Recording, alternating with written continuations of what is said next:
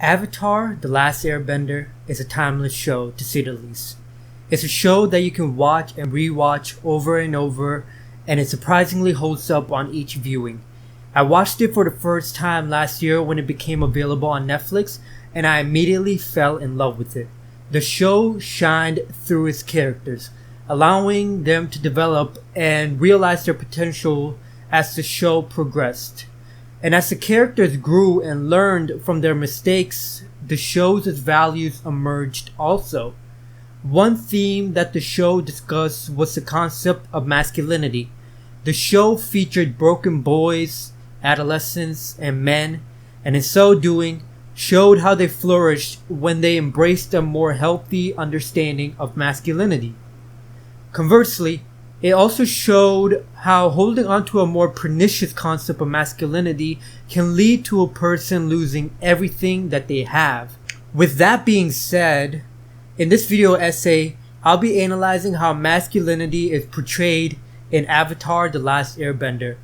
In particular, I will analyze the characters of Sokka and Zuko, and I will specifically focus on how they grow to embrace a more healthy version of masculinity, despite the expectations of their cultures and of themselves.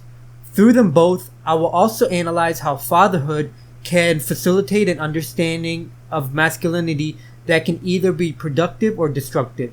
So sit back and relax, grab some snacks, and enjoy. Sokka. Sokka is my favorite character from Avatar. He's incredibly smart, super hilarious, and intensely brave. He also struggles with the question of how to be a man, and that largely stems from him being made to stay at home after the Southern Water Tribes' navy leaves to play a part in the war effort. What compounds his insecurity in his masculinity is the fact that he's left with the women and children of the tribe, while his father leaves as the leader of the navy. Because his dad is seen as a leader, and because Sokka was incredibly young when his dad left, Sokka develops an idealistic image of his father, and in turn, determines to live up to that image himself. That causes him to overcompensate on his leadership skills at times, seeking to come up with solutions whenever he can. Hence why Sokka drinks the cactus juice in the desert episode. That overcompensation in part causes Sokka to start off the show as deeply sexist towards Katara, and also the Kyoshi warriors. We see that clearly at the beginning of the show when Sokka disparages Katara after crashing into the iceberg. We also observe that during the episode The Warriors of Kyoshi. In that episode, Sokka underestimates the Kyoshi warriors mostly because of their outwardly feminine dresses, and he gets frustrated when they abruptly beat the gang. Later, when Suki beats him in a fight in front of the other warriors, he does get embarrassed, but he doesn't hold on to that feeling for long. Instead, he becomes humbled, approaching Suki so that she could teach him how to fight.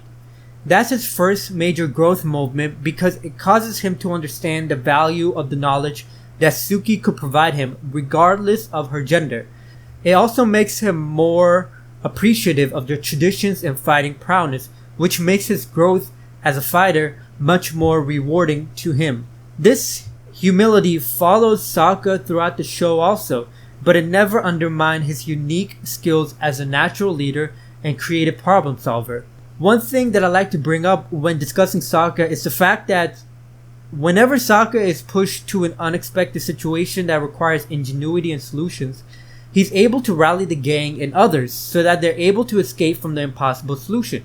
For example, when Jet seeks to flood a Fire Nation town, when the erupting volcano is threatening the fortune teller's village, and when the battle is ensuing during the eclipse, Sokka is able to quickly think of plans and he's able to rally as many people to make sure those plans come into fruition.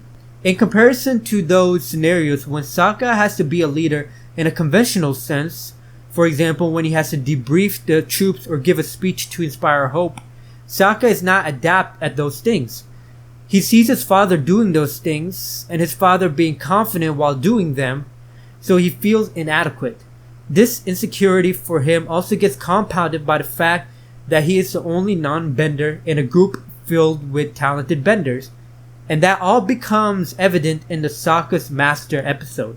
That episode also shows the healthy masculinity of Sokka, and how an encouraging male figure can facilitate a healthy relationship with masculinity in an adolescent. When Sokka seeks to learn from Piandao, he approaches him the same way he approached Suki earlier in the show, humbly. He's on his knees, admitting that he has a lot to learn, but that's exactly the quality that causes Piandao to accept him as a student. Even when Sokka feels like he messed up every task that was given to him, Piandao encouraged those follies and told Sokka those aspects of his personality gave him the potential to be a great swordsman.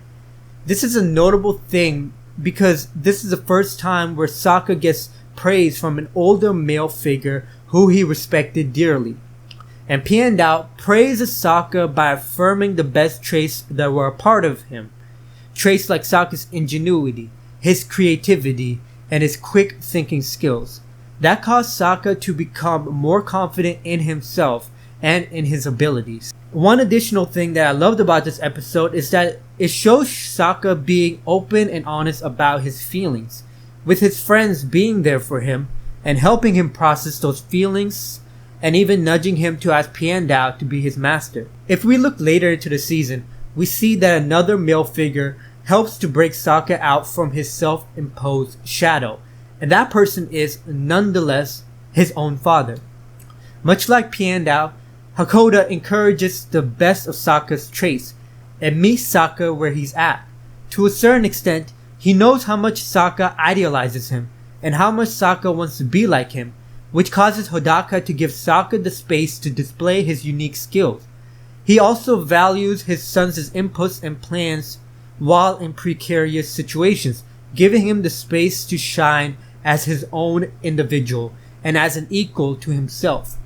All of these interactions with his father help Sokka become even more confident and secure in himself as a man, a friend, and as a soldier, culminating in Sokka bravely leading Suki and Toph to take down the entire Fire Nation fleet by themselves. Overall, Sokka's character changes from someone who's pretty sexist in the beginning to fully realizing the value and worth of the women around him as capable equals. Sokka's yearning to be like the idealized image of his father, which could have led him on a dangerous route to prove his worth all by himself, instead gets fostered by his friends and the respected male figures in his life so that he becomes the best version of himself.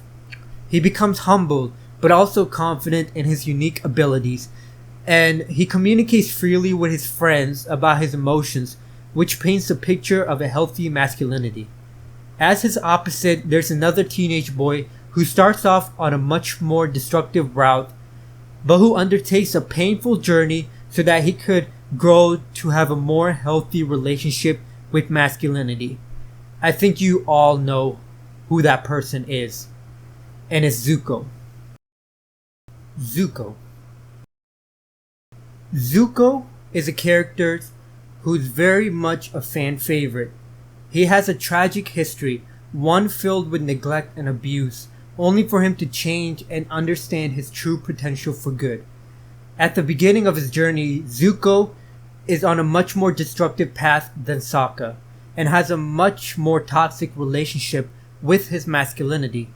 At almost every point, his unrelenting need to restore his honor, to make someone who was intensely abusive to him proud, causes him to dangerously seek out ways to capture Aang. For much of season 1, that was his purpose, and it frequently caused him to injure himself or put himself in harmful situations that only fueled his anger much more. This is, by and large, what is meant by the phrase toxic masculinity, a view of masculinity that's extremely destructive and dangerous, that it often leaves men, especially younger men, on a spree of self-harm that also hurts the people around themselves.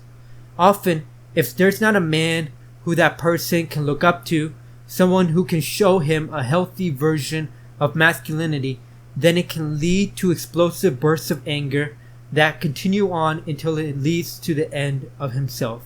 Thank goodness then that Zuko had that father figure who showed him what healthy masculinity was.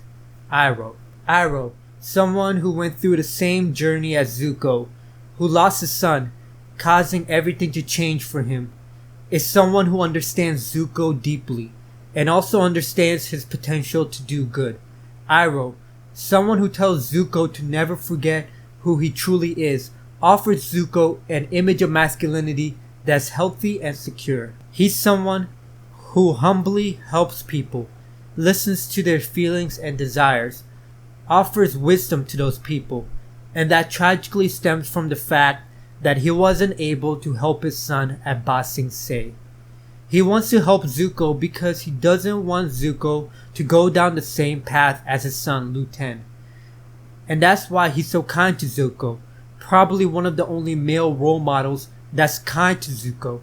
In comparison to Iroh, Zuko's father, Ozai, is demanding and abusive, expecting his son to give him respect and be obedient to him even though Ozai is not deserving of it. Ozai is a toxic man because he expects submission, expects people to not speak out of turn, and if they do, then he abuses them. Hence the reason for Zuko's scar, only given to him by his father because he spoke up for the entry-level soldiers of his country. Near the beginning of the show, Zuko thinks that his scar defines him, that it marks him as the banished prince of the nation. He also thinks that he deserves it, that he was wrong to question his father and army chief, and that he must do everything he can to appease Ozai once more, to have his father accept him. To a point, it seems that he hates himself for what he did, and he seems to think that the Fire Nation uniquely hurt him. That causes him to fester in negativity, in toxicity, in anger, and it causes a short-sightedness in him that he focuses solely on one thing, capturing the Avatar to restore his honor. Only when he's alone and a refugee, he understands the true pain that the Fire Nation has caused to the people all around the world. It's also at this time that he understands that people are capable of loving and caring for him, regardless of any scars that seemingly describe him. And it's Iroh who continues to believe in him, guiding him continuously on the right path, even when Zuko betrays him to get a taste of what he thought he wanted for so long. I find it quite interesting that the moment of change for Zuko occurs in the same episode when Sokka finally escapes from within his father's shadow. The contrast between the two is even more striking because Sokka's father tells him how proud he is of Sokka, whereas it's the episode where Zuko finally confronts his father and realizes that the abuse he faced from his father was wrong. Zuko also realizes that Iroh had been the real father to him and fully accepts his uncle's influence on him. Simply put, this is the episode where Zuko shakes off the toxic elements of his masculinity and changes from being someone who was angry at himself and thinking that a scar defined him and destined him to hurt people, to being someone who understood that he could be another person, that he can drive his purpose from helping people. This is a change that gets personified when he learns about the true meaning of firebending. The fact that he was able to face the dragons and they taught him that meaning shows how far he'd come in the show, and it was all because a gentle and perfect role model of a man believed that he could.